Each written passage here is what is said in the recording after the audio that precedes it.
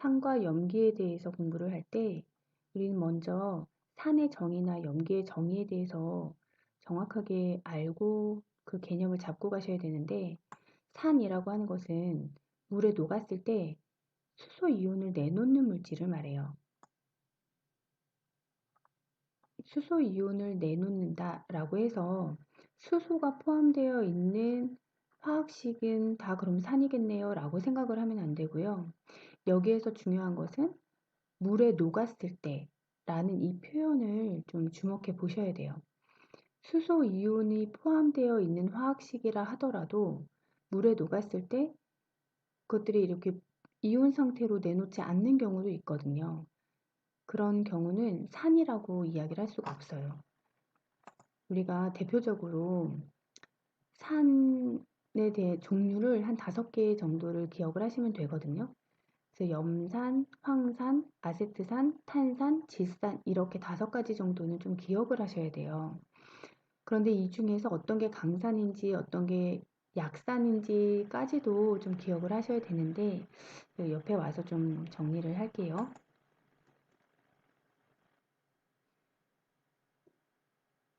우선 염산, 그리고 황산, 아세트산, 탄산은 좀 이따가 쓰고요. 그 다음에 질산, 그리고 아세트산, 그리고 탄산, 이렇게 5가지인데 그 중에 앞에 쓴 3가지, 이렇게 3가지가 강산이에요. 그리고 이 2가지가 약산이에요. 자, 그러면 어떻게 이걸 구분해서 마냥 외워야 하나요? 라고 한다면, 솔직히 외워야 하긴 하는데, 선생님 설명을 들으면서 따라하면 또 그렇게 어렵지는 않아요. 한번 얘가 물에 녹았을 때 어떻게 이온으로 나누어지는지 어, 오른쪽에 한번 적어 볼게요.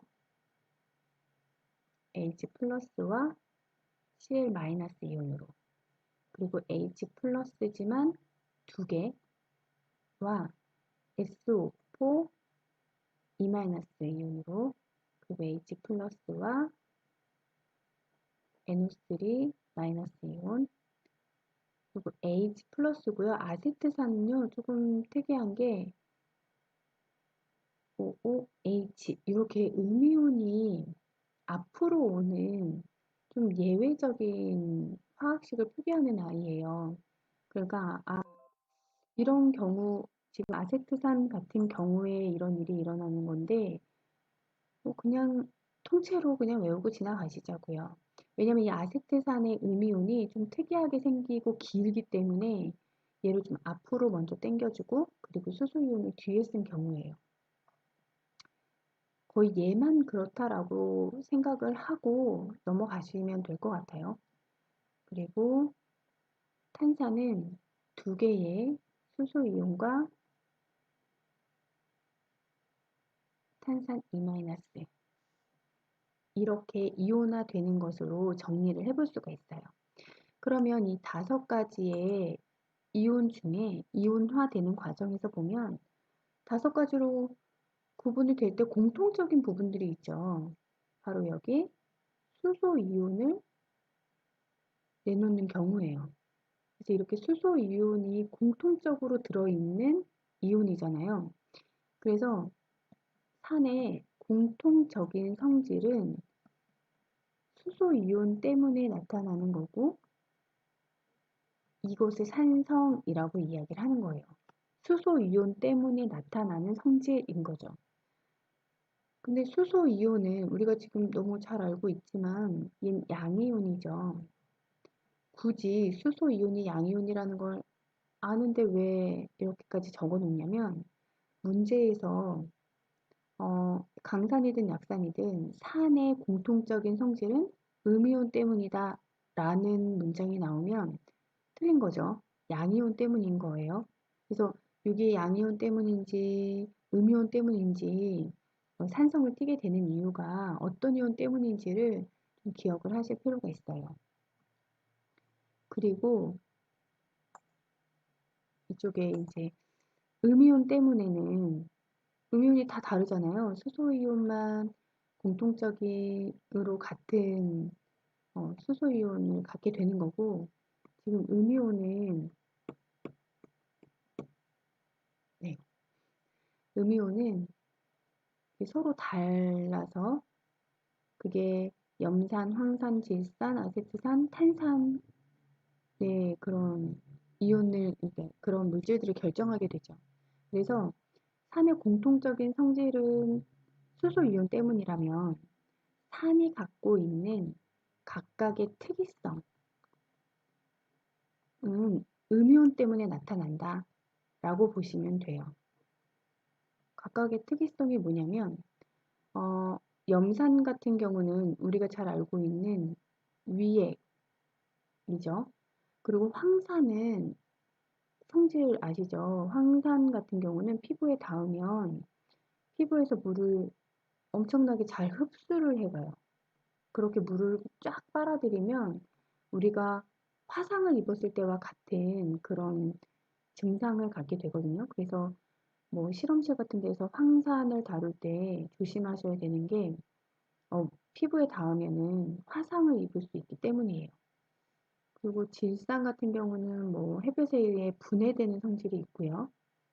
그리고 이 아세트산은요, 우리가 알고 있는 식초의 원료가 되거든요.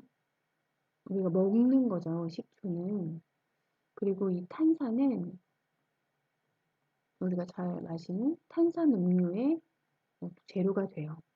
그러면 여기 먹을 수 있는 식초나 탄산은 약산이네요. 왜냐면 우리가 강산을 먹게 되면, 아까 황산 같은 경우 많이 이렇게 화상을 입을 수 있다 그랬는데, 그거를 섭취를 하게 되면, 우리 이제 장이 다 이렇게 타들어갈 수 있잖아요. 그래서 강산은, 우리가 먹었을 때 굉장히 위험하고, 약산 같은 경우는 식초의 원료가 되거나 탄산음료의 원료가 되기 때문에, 아, 먹을 수 있는 거구나. 이렇게 구분을 하셔도 강산과 약산을 좀 기억을 하는데 도움이 되실 거예요. 네, 이렇게 정리하고 그다음에 이제 산의 공통적인 성질인 산성의 특징에 대해서 공부를 할게요. 음, 산성은요, 우리 뭐 식초 방금 얘기한 식초나 레몬이나 이런 것들이 산성이에요. 신맛이 나죠. 또 신맛이 나는 성질이 있고 또 물에 녹았을 때 이온화 되잖아요. 이온화가 되면 이온으로 떠돌아다녀서 돌고 있다. 전자들이 이제 돌아다니면 전류가 흐르는 것처럼 이온들이 분류가 되면은 이동 가능한 이온의 개수에 따라서 전류가 더 잘 흐를 수도 있고 전류가 좀 덜 흐르게 될 수도 있는 그런 성질을 가져요. 이 이온화 되기 때문에 전류가 흐르는 성질이 있어요. 그리고 금속과 반응해서 수소기체를 발생시킨다. 이건 우리가 저희가 계속적으로 공부했던 산화 한원 반응을 좀 기억을 하면서 좀 이걸 화학 반응식으로 써볼 필요가 있어요. 그래서 산화 한원 반응을 생각해서 좀 화학 반응식으로 써볼게요. 금속과 반응해서 수소기체를 발생시킨다.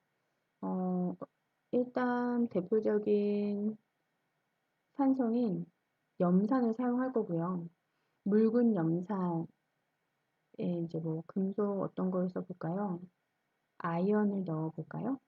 아연을 반응을 시키면 우리 선생님이 묽은 염산이다 라고 하면 이전에 선생님 강의를 보면 묽은 염산이라고 하면 얘를 어떻게 해주라고 했죠?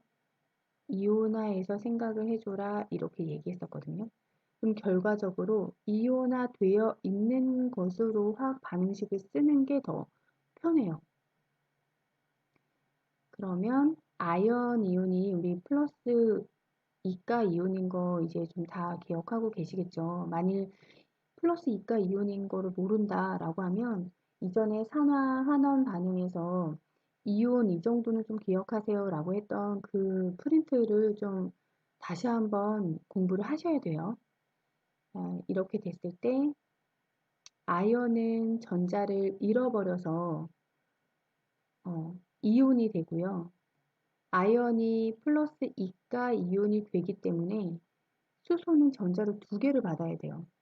그러니까 결과적으로 화학 반응식 계수 맞추는 것도 우리 이전에 연습을 해봤는데 앞에 수소도 그리고 염소 이온에도 2를 붙여주셔야 되겠죠. 왜냐면 전자를 두 개를 버렸어요. 아연이 전자를 두 개를 버리면 누군가는 전자를 두 개를 얻어야 되는 거거든요. 그렇기 때문에 그 버린 전자 두 개를 누가 받아 먹었냐면 수소가 받아 먹어서 수소 기체로 어, 발생하게 되는 거예요. 그리고 우리 이전에 산화환원 반응에서 팁 두 번째가 수용액에서의 음이온은 반응에 참여하지 않는다라는 게 팁이었거든요. 그래서 음이온은 그대로 아무런 반응에 참여하지 않고 그대로 있는 걸로 이렇게 표현을 해주시면 돼요. 그러면 여기에서 확인이 되네요. 아, 정말 금속 그 염산에다가 금속을 반응을 시켰더니 이렇게 수소 기체가 발생하는 것을 화학 반응식으로 써봤어요. 그러면 다시 또 산성의 특징 중에 하나 달걀 껍데기. 달걀 껍데기를 뭐라 그러냐면 탄산 칼슘이라고 해도 같은 말이고 그리고 탄산염이라고 해도 같은 말이고요. 또 조개 껍데기라고 해도 탄산 칼슘을 의미하는 거고 그리고 석회질 물질이라고 해도 이게 다 달걀 껍데기 탄산 칼슘을 설명하는 말이에요. 그러면 탄산칼슘과 반응하면 이산화탄소 기체를 발생시킨다. 우리 얘도 화학 반응식으로 한번 표현해 볼까요? 많이 너무 힘들다. 화학 반응식까지 이렇게 알아야 되냐라고 하면 화학 반응식까지 솔직히 이 산의 성질에서 뭐 그렇게까지 물어보지 않을 수도 있어요. 그런데 우리 산화한원을 배운 파트잖아요. 이게 아직 같은 단원이고 산화한원을 배웠기 때문에 이렇게 문장을 보면 화학 반응식으로 쓸 수 있는 것까지 연습을 하는 게 저랑 배울 때는 그런 훈련을 계속 하고 있고 또 그렇게 화학 반응식으로 바꿀 수 있으면 정말 문제 푸는데 도움이 많이 돼요. 그러면 달걀 껍데기는 우리 탄산칼슘이라고 했으니까 탄산칼슘 어떻게 쓰죠? CaCO3 탄산칼슘에다가 산이랑 반응을 한다 했으니까 염산이랑 반응을 시킬게요. 그러면 이산화탄소가 발생이 되면서 사실 이걸 어떻게 해야 되냐면 여기 이 탄산칼슘에서의 탄산에서 이산화탄소 빼오고 그리고 O가 하나 남잖아요.